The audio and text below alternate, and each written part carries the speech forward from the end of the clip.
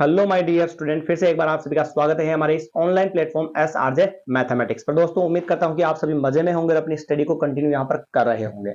तो दोस्तों सवाल आपके सामने लिखा हुआ है cot A minus cos A बटेवा cot A plus cos A, और इसको प्रूफ करना है इसके अंदर।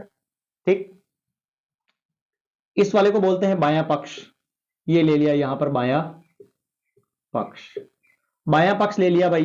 तो बायां पक्ष cot A minus cos A बटेवा cot A plus cos A. ठीक है, आपको पता होना चाहिए कि कोट ए का जो फॉर्मूला होता है वो होता है कोस ए बटेवा साइन ए। ये होता फॉर्मूला, पता चला। कोट ए बराबर कोस ए बटेवा साइन ए फॉर्मूला होता है। यहां पर लिख देते हैं भाई कोस ए बटेवा साइन ए, फिर minus cos A बटेवा cos A बटेवा sign ए, और फिर प्लस कोस ए। यहां तक कोई प्रॉब्लम? जहां पर कोट कोट था वहां पर कोस बटेवा साइन लिख दिया। ध्यान से देखिएगा, ऊपर दोनों जगह कोस है या नहीं है? दोनों जगह कोस है। कोस बाहर ले लेते हैं, कोस कॉमन लिया तो कुछ नहीं बचा, तो एक लिखेंगे। बटेवा में क्या बचा? साइन बचा।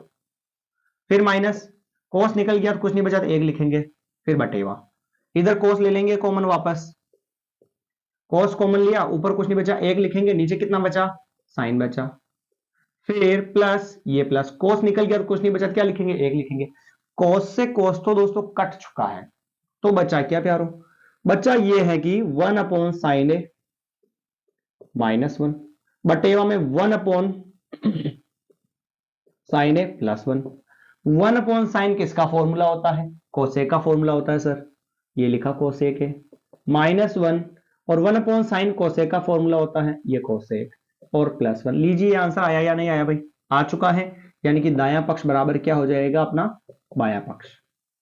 कोई दिक्कत है क्या दोस्तों इसमें? नहीं है। तो ये था इस क्लास का पहला सवाल। अगले सवाल की अपन बात करते हैं, इसको मिटा देते हैं, फिर दूसरे सवाल की बात करते हैं कि दूसरा सवाल क्या है।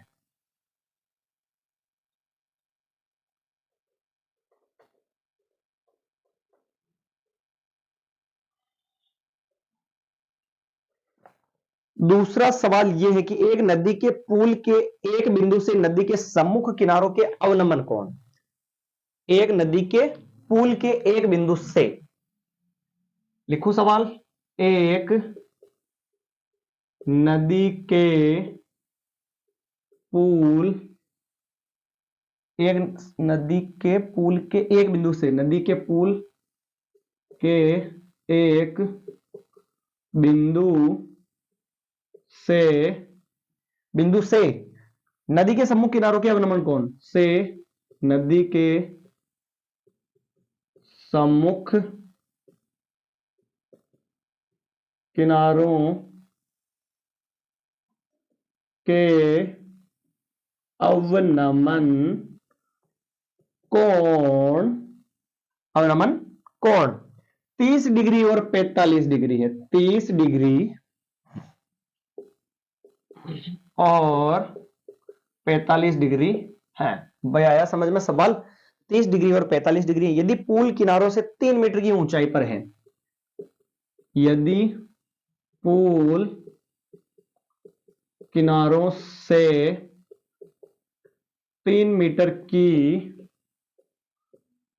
ऊंचाई पर है, तो नदी की चौड़ाई अपने को क्या करनी है दोस्तों? यहां पर नदी की चौड़ाई हमें फाइंड करनी है। तो सवाल आपके सामने छपा हुआ है और इसके आंसर निकालने हैं और इसका चित्र हमें छापना है। तो ध्यान से देखिएगा, एक नदी के पुल के एक बिंदु से, एक नदी बना लो भाई, ये बना ली जैसे नदी। हालांकि नदी ऐसे होनी चाहिए, बहकर यूं जानी चाहिए, तो यूं बनता, फिर तो दिक्कत आती समझने में, इसलिए अपन ने नदी को ऐसा बना दिया, मतलब ऐसा नदी यूं बहकर जा रही है। नदी के ऊपर ये रहा पुल, ठीक है, ये क्या हो गया? इसका पुल हो चुका है। नदी के पुल के एक बिंदु से, ये पुल है भाई, पुल का एक बिंदु ये मान लिया अपन ने, पुल का एक बिंदु हो गया। पुल के एक बिंदु से नदी के सम्मुख किनारों के अवनमन कोण, नदी के सम्मुख जो किनारे हैं, आमने सामने के जो किनारे हैं, ये रहे किनारे, इसमें से एक यहां पर कोण बना, एक यहां पर कोण बना। आया समझ में? नदी के सम्मुख किनारों के अवनमन कोण 30 और 45 है, यानी कि यहां पर ये मिला दिया किनारों के साथ। एक तो है 30 डिग्री का कोण और दूसरा कितना है, 45 डिग्री का कोण। और यदि पुल किनारों से कितनी ऊंचाई पर है, पुल किनारों से कितनी ऊंचाई पर है भाई, 3 मीटर की ऊंचाई पर है। कोई दिक्कत है क्या इसके अंदर? ये तो हो गई नदी, ये हो गया पुल। पुल पर स्थित कोई बिंदु से नदी के किनारे का एक कोण तो है 30 और दूसरे का है 45, दोनों को मिला दिया और दोनों के नदी की जो पुल से ऊंचाई है, ये ऊंचाई जो है ये कितने मीटर है, 3 मीटर है। तो हमें यहां पर जो है नदी की चौड़ाई निकालनी है। तो एक को मान लेते हैं x और दूसरे को क्या मान लेते हैं, y मान लेते हैं दोस्तों। और अगर x और y की वैल्यू को जोड़ देंगे तो पूरी नदी की चौड़ाई आएगी या नहीं आएगी, आ जाएगी। अवनमन कोण कहा ना इसने, किनारों के अवनमन कोण, तो किनारा कहां पर माना आपने, यहां पर माना, तो इसका जो कोण बनेगा अवनमन वहीं पर बनेगा। ठीक है, उन्नयन कहता तो ऊपर बनता। चलिए तो नाम दे देते हैं यहां पर ए बी सी डी। पहले लेते हैं त्रिभुज ए बी सी, है ना, त्रिभुज ए बी सी से हम कहते हैं कि जो ज्ञात करना है वो लेते हैं और दूसरा जो दे रखा वो। तो मुझे ये बताओ, ये लंब दे रखा है इस त्रिभुज में और आधार कितना है भाई, x, यानी लंब बटेवा आधार किसका फॉर्मूला होता है, टेन थीटा का। टेन थीटा बराबर लंब बटेवा आधार। दोस्तों आपको पता नहीं है कि टेन थीटा का फॉर्मूला कैसे निकाला, लाल कक्का की ट्रिक से निकाला, पुरानी क्लासेस जाकर देख ले, उसके अंदर काफी आनंद वाले तरीके से मैंने आपको बताया था। टेन थीटा बराबर L by A. Tan theta का मान कितना है भाई इसके अंदर, एबीसी में 30 डिग्री, बराबर लंब कितना है, 3 है, बटेवा आधार कितना मान रखा है, यहां पर x मान रखा है।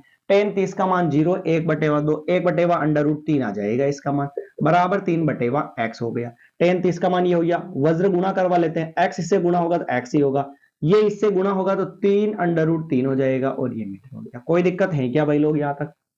ये आया किसका मान, x का मान आया। अब जो है हमें किसका मान निकालना है, y का निकालना है। फिर x और y की वैल्यू को क्या कर देंगे दोस्तों, जोड़ देंगे तो पूरी चौड़ाई आ जाएगी। ठीक है, अब ये y वाला कौन सा है, त्रिभुज ADC के अंदर है, तो त्रिभुज ADC से वही तरीका, ये लंब दे रखा है और ये आधार निकालना है, तो कौन सा फॉर्मूला लगेगा, टेन थीटा ही लगेगा। टेन थीटा बराबर L by A. Tan theta का मान कितना है, 45 डिग्री, बराबर L, लंब का मान कितना है दोस्तों, 3 है, और आधार का मान कितना है दोस्तों, y है। कोई दिक्कत है क्या यहां तक? नहीं है दोस्तों। चलिए आगे बढ़ते हैं। टेन 45 का मान सारणी के अंदर होता है 1 बराबर 3/y, बटेवा वाला y चला जाएगा इनटू में, तो y बराबर कितना आ चुका है, 3 मीटर। कोनो प्रॉब्लम ना है भाई, चल। अतः नदी की चौड़ाई बराबर x प्लस वाई, दोनों को जोड़ेंगे तभी नदी की चौड़ाई आएगी। तो x का मान तो है 3 अंडर रूट 3 प्लस y का मान 3, 3 दोनों में सेम है तो 3 ले लेते हैं कॉमन, तो अंडर रूट 3 बचेगा यहाँ पर प्लस 1 बचेगा और बाहर क्या लगा दिया, मीटर लगा दिया भाई। कोई दिक्कत है क्या यहाँ तक? नहीं है। तो ये रहा आज की क्लास का दूसरा इंपॉर्टेंट सवाल, और उम्मीद करता हूं कि दोस्तों आपको समझ में भी आया होगा। अगर समझ में आ चुका है तो क्लास को शेयर कर देवे और चैनल को सब्सक्राइब जरूर कर देवे और कमेंट जरूर करें। और हाँ, मैंने आपको बताया भी है, कुछ पार्ट छूट गया होगा तो और भी डाल दूंगा मैं, पूरी बुक के इंपॉर्टेंट प्रश्नों की क्लास जो मैंने अपने इस चैनल एसआरजे मैथमेटिक्स पर डाल दी है, तो उन सभी प्रश्नों को जाकर अच्छे से देख लेंगे, क्योंकि वही प्रश्न जो है अधिकतर आपके एग्जाम में आएंगे। 80% प्रश्न उसी से मिलेंगे, तो आपके पास अच्छा मौका है, इसको एक बार छोड़े नहीं। वो बुक के भी प्रश्न हैं और आपके रिविजन में भी काम आएंगे और महत्वपूर्ण प्रश्न भी हैं, तो पढ़ना तो वाजिब है। मिलते हैं नई क्लास में, धन्यवाद।